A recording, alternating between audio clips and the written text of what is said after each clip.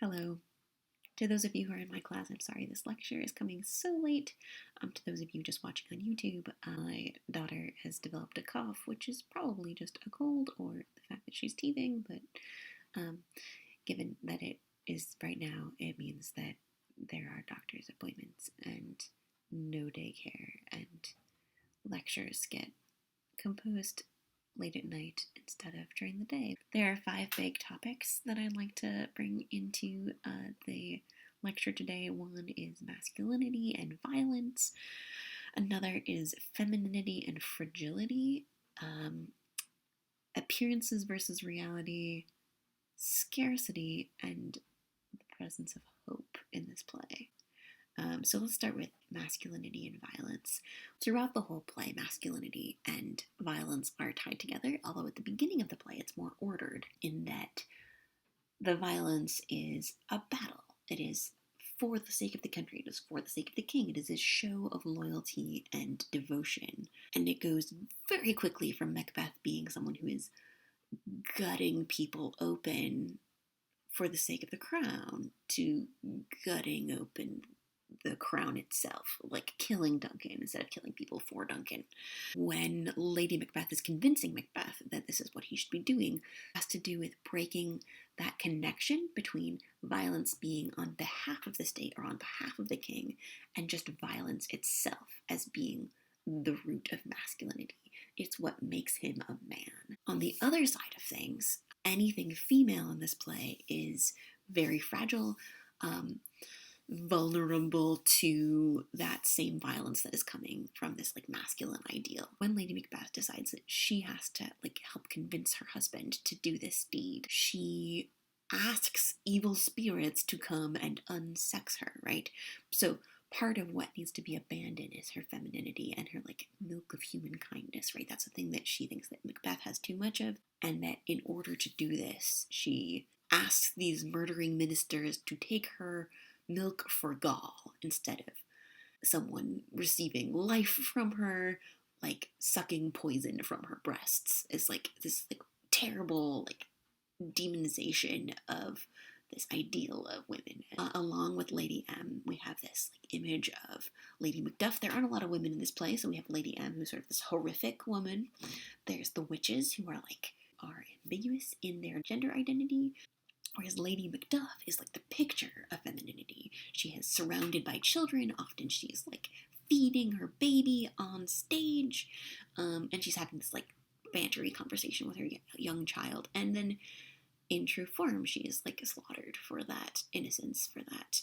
When the murderers come for her, she tries to make up a defense saying, like, I have done no wrong, but then corrects herself. Like, why would I tell myself I have done no wrong? My next topic is appearances versus reality. So this comes up a ton in this play, and the places where I'm most excited about it are where Duncan has this thing where he says, after the previous Thane of Cawdor has betrayed him and Cawdor is being executed, Duncan says, there's no art to know the mind's construction in the face.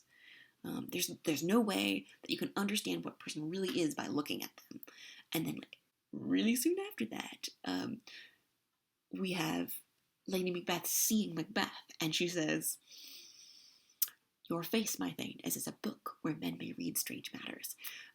So she has this art to know her husband's mind's construction in his face. Like, she can tell what he's thinking by the way he's behaving, by the way his face is looking, by his expression. And she coaches him to stop that. Don't do that anymore. Look like the innocent flower, but be the serpent under it. Lady Macbeth is not the only one who's savvy in this way. Like, Duncan and this older generation, they're like just thinking that the world just should be the way it should be. One clever descendant is Malcolm.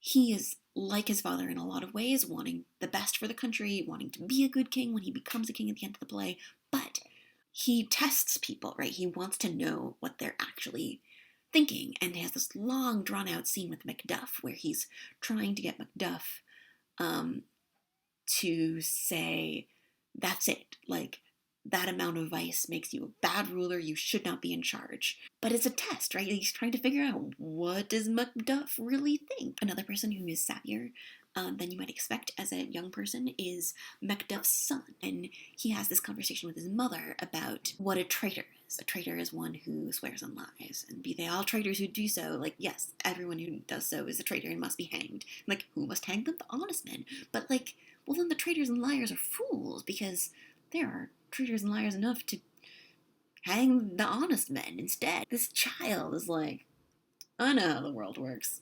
Everybody's a traitor and a liar. And that's like a pretty telling thing for even the children to know. And you'll notice throughout this play is a very dangerous play for children.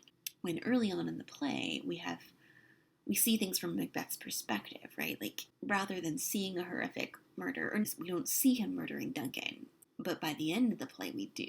We go from seeing Macbeth's reaction to the deed that he's done to seeing like more and more the like violence becomes explicit, becomes apparent, becomes like something we as an audience can't ignore. Which brings us to the like scarcity themes going on here. To be thus is nothing, but to be safely thus. Like again and again, these characters are like, it's not enough.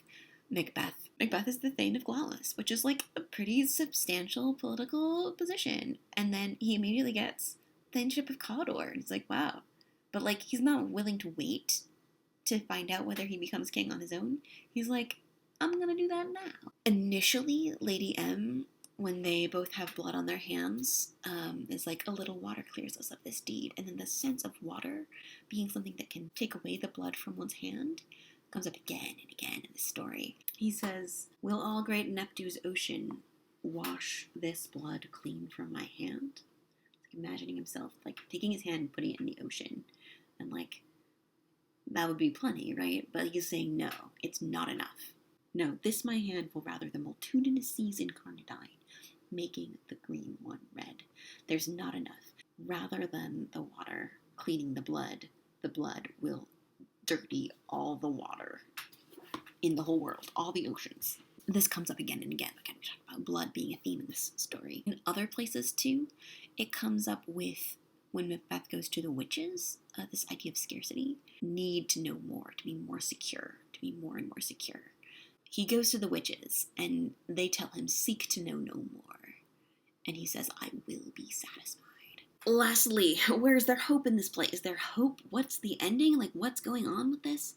One thing that I really love about the appearances versus reality in this is that this brings us again and again back to the idea of playmaking and the roles we play as people. Macbeth is pretending to be a loyal servant, and it's worth mentioning that when this play was originally performed, it was performed for James I. It was likely written as a like celebration of his rule. He was very into witches. He thought they were super bad and should all die, but also like was very interested. So the witches are there for King James. And James also really enjoyed masks, which were a court entertainment similar to plays, except they involved a lot more dancing and spectacle, and they also involved like audience interaction. Not like just any audience, but like the court. So the actors would come and perform, but then the court would like join in with the performances. There's this debate about how much of Macbeth had like a mask element. There's that scene with the, like, all the witches dancing and Hecate. There's also the scene with the witches and Macbeth and the like cauldron and all the visions that happen. When Macbeth asks about Banquo's issue, like the witches tell Macbeth, you shall be king. And he tells Banquo, your children shall be kings. And so there's in the vision, there's this like long line of kings. And the last one, there's this mirror. And it's thought that the mirror was like used to like reflect James I's face back at himself because he is a descendant of Banquo. So there's something like really great about like the good things in this play. Like Banquo's a real great guy. And like Banquo is the one who's the like great granddad of James I. So yay, Banquo. There's something very beautiful about having the mirror be a way in which the stage reflects back reality. In Hamlet, not in Macbeth, but in Hamlet, he gives a speech to a group of players, actors in that play, and he says that the purpose of playing is to hold the mirror up to nature, so that when we go to a play, we're like seeing ourselves reflected back.